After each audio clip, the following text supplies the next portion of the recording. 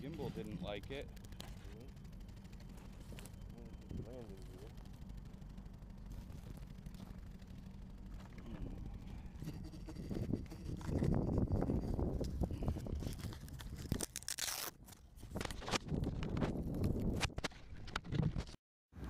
Alright, well, here's the aftermath.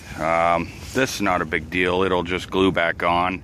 That's for the Wi-Fi or something. I don't know what it's for. It's not the GPS, it's something else. Oh, maybe altitude or something, someone said online. But broke a landing gear. Not a big deal. They're cheap to replace, but you can actually just glue it together because I had already smashed it once and glued that side together. Gimbal is a little off its thing, but that's okay. Those will pop back in. I'm sure the gimbal will be fine.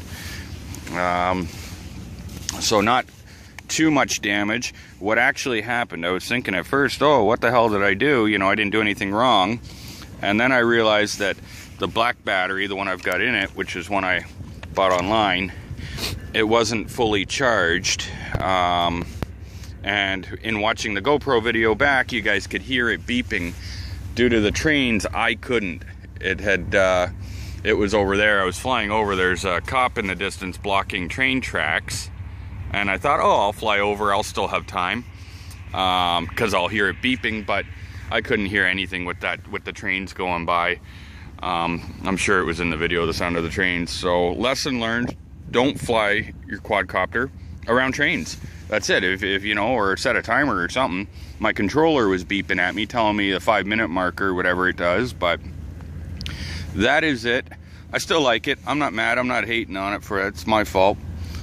Broken blade, which I had already broke. I bought a new set, though. I just didn't install them yet. So I will do that, and I will be back flying it next nice day. Thanks for watching, guys.